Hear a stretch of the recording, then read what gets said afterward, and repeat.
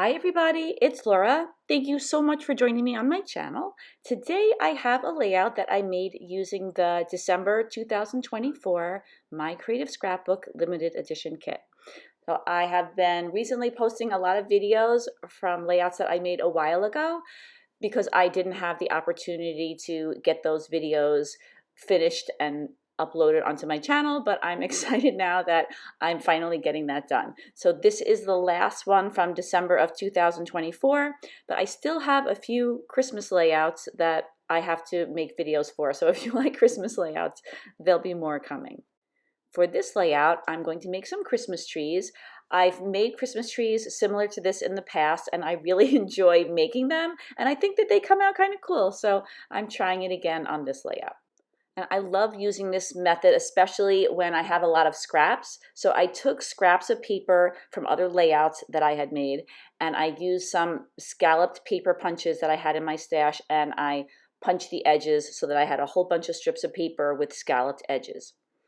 Then I want to place those strips of paper down on a piece of cardstock. So I took some thick white cardstock and I drew some lines going straight across. Those lines are going to help me to place the strips of paper straight on the trees. This way they won't be all crooked. I've had that happen so many times. So I think for me anyway, it's definitely worth the time to draw those lines. And since this video, I've learned that it's better to draw the lines in pen because then when I run my ATG adhesive over the top, it doesn't smear the lines. And that won't make any difference in the final result, but I just kind of like it when it looks less messy. I enjoy the process a little bit more. So some of those scalloped punches have some cutouts in them, and I'm using thin strips of paper to put a color behind those cutouts so you don't just see the white paper behind them. So that's why I keep adding those thin strips of paper to the backs of the scalloped strips that I'm putting down. I don't know if it's noticeable, but in my mind, I wanted the three different trees to look a little bit different. So I'm using slightly different pattern papers for each of the trees. So for this large tree, I'm using three different pattern papers. You could see that there's a dark green paper with writing on it.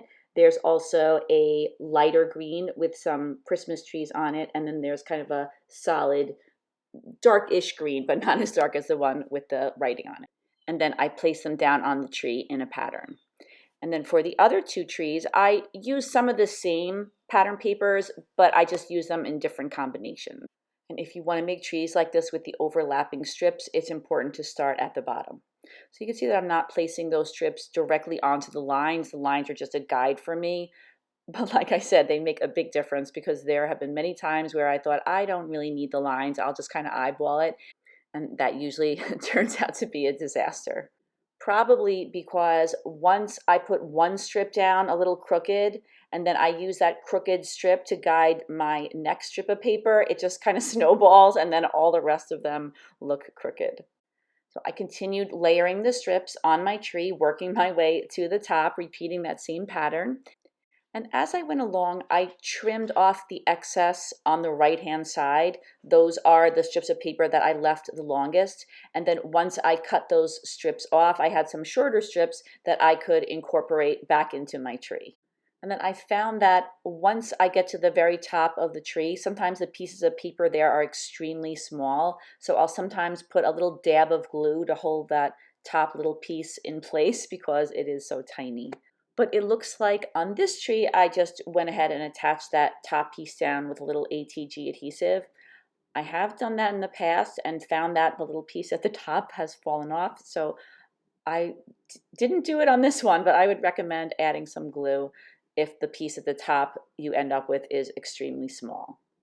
And then I moved on to the other two trees, once again using slightly different pattern papers to make them look a little different. Like I said, I think they look a little different, but that's probably kind of subjective. So now I have my three trees covered in strips of paper, and I'm going to start working on my photo. I'm going to put some pieces of paper behind the photo. I'm going to make them different sizes and offset them a little bit. I will naturally go to whatever is the most symmetrical, but I've seen so many scrapbookers use papers like this. They distress the edges and they don't line them up perfectly. So that's something that I've started to do over the years, but it's not something that I would naturally think to do because I'm always looking for straight lines and symmetry. And that's something that I try consciously to work against, because I find that the most interesting pages are ones that aren't symmetrical, where things are placed to one side. And I think that those asymmetrical touches are really important on a layout. Like I said, I have to kind of think a lot about doing things differently, because my first thought is to put something like exactly in the middle of the page. And I know that that's not always the most interesting place for it. So that's something that I try to keep in mind. Now I'm inking the edges of the papers that I'm going to layer behind my photo. I'm using Distress Oxide in pine needles. And I don't know if I mentioned it, but I also inked the edges of all those strips of paper that I used to make the Christmas trees. I really think it makes a big difference in the final result. I use strips of paper on my layouts quite frequently. So there was one time that I didn't ink the edges. I think I just forgot. And I was kind of disappointed with the results. I really think that inking the edges just adds a nice little touch. I can't quite put it into words why I like it so much, but I do really like it. So I layered those pieces of paper behind my photo, and then I used my fingers to turn up the edges a little bit just to kind of distress them further. And this is how I'm going to be arranging my photo and the trees. So I'm using my adhesive and attaching those 4 elements down to the background. I'm using a piece of the pattern paper that was in the kit. I thought that this was the perfect pattern paper because it has that really light writing on it, and I don't think that it competes too much with the other elements that I'm putting on my page. So I have to say about this page is jam-packed. I might have overdone it a little bit by putting so many embellishments on this page, but I wasn't dissatisfied with the final product. I do think it could have been a little bit simpler. I really love the sleigh embellishment that I put underneath the photo. That was one of the embellishments that I kept kind of going back and forth thinking maybe that's a little bit too much for the layout. But in the end, I left it there. So I guess I like the way that it looked.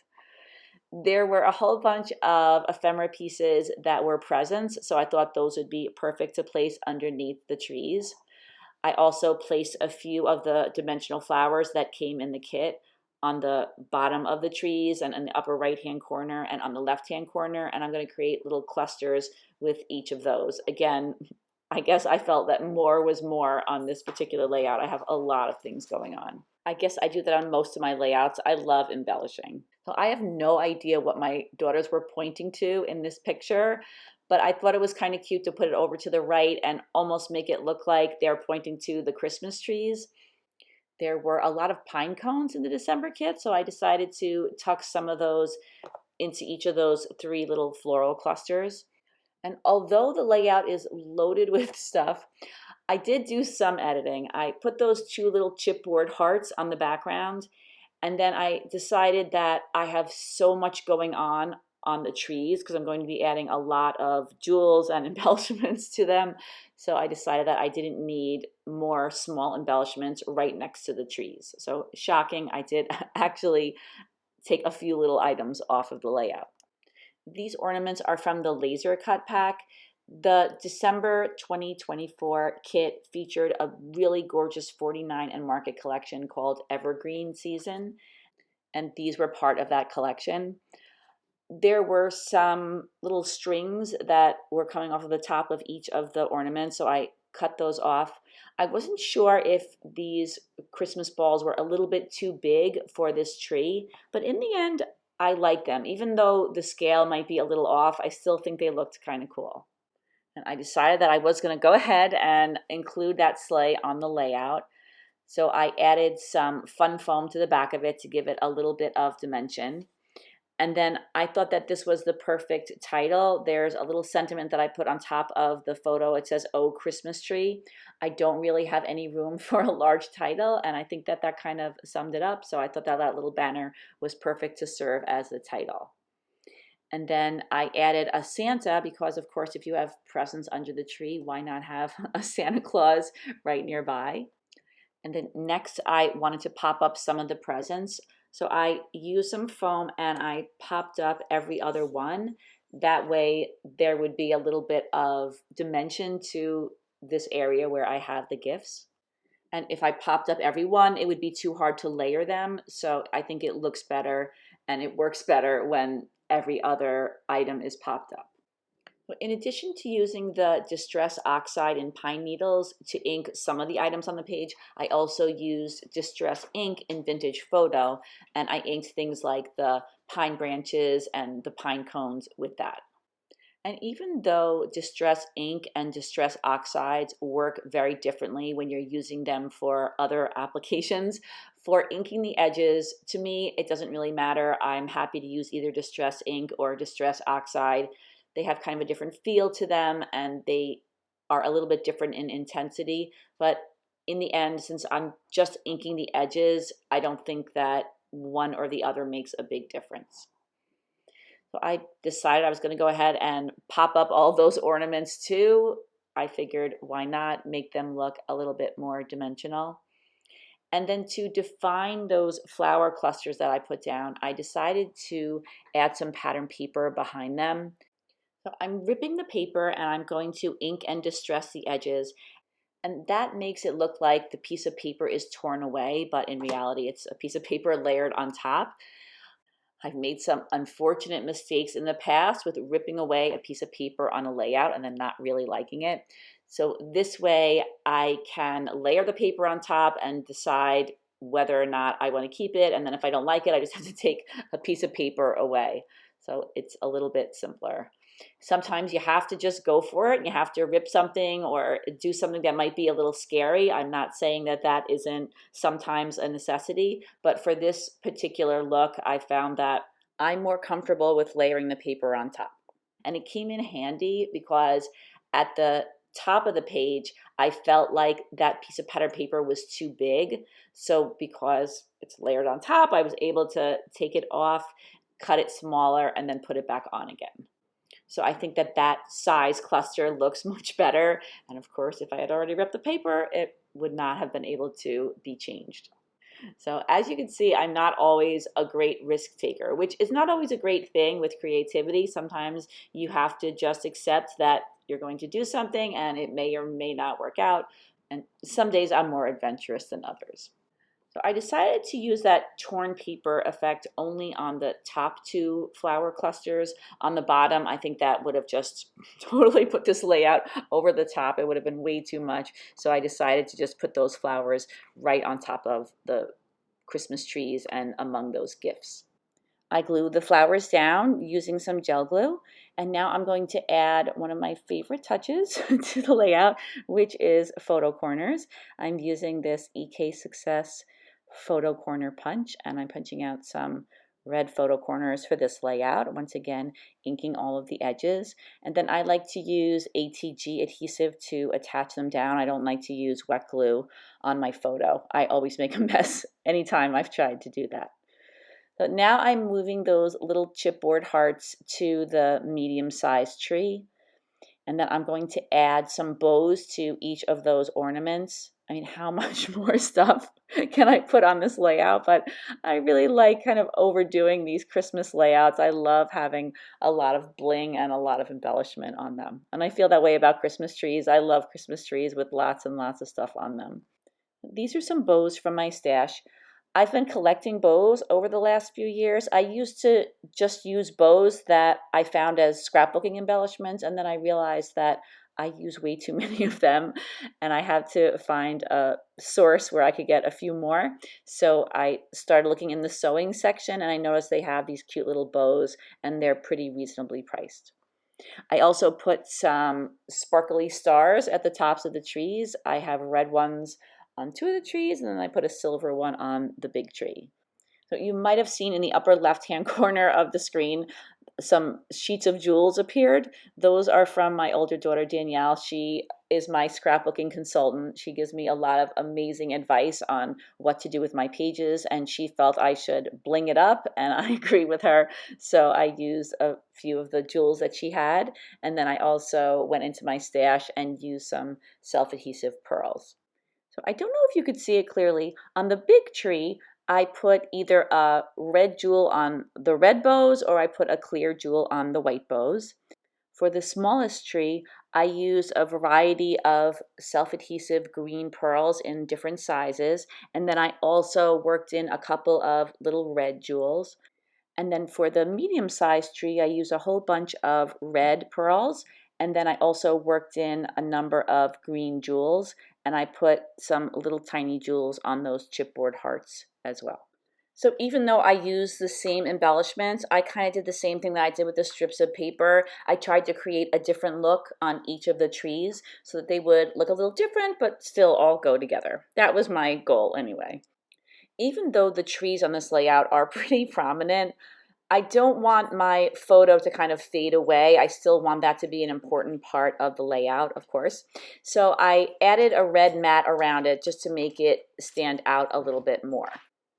I wanted to add a few more layers behind the photo. So I'm using these strips of paper and I'm going to tuck them behind the photo to make them look like layers. Of course, I want them to match in with the other layers of paper that I have behind the photo. So it's almost impossible to believe that this layout needed any more of anything.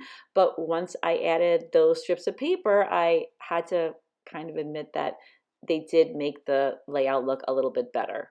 So once again, I had to take the sleigh off of the layout, and then I folded those new layers with my fingers just to make sure once again that they looked like the other layers. And then I thought I'd add a couple of jewels to the title, and I used some tiny green jewels to do that. So now I'm adding some touches of thick white gesso to the flowers. So I've mentioned this in a couple of my videos already. I always try to be really careful when adding white anything, gesso or paint, to red flowers. They only can use a little bit of paint on them, otherwise they start to not look so good. So I'm being very conservative and just adding little dabs of color just to the edges. I think it really makes the flowers look a little bit more dimensional than they already are. I mean, they are dimensional. But I love the way doing this adds a little highlight to them and makes them a little bit more noticeable. And the white gesso is the last touch and the layout is complete. And I'm sorry I don't have any close-ups on this layout, but I hope you enjoyed watching it, and I'll be back with a new video very soon. I hope you have a fantastic day. Take care, everybody. Bye-bye.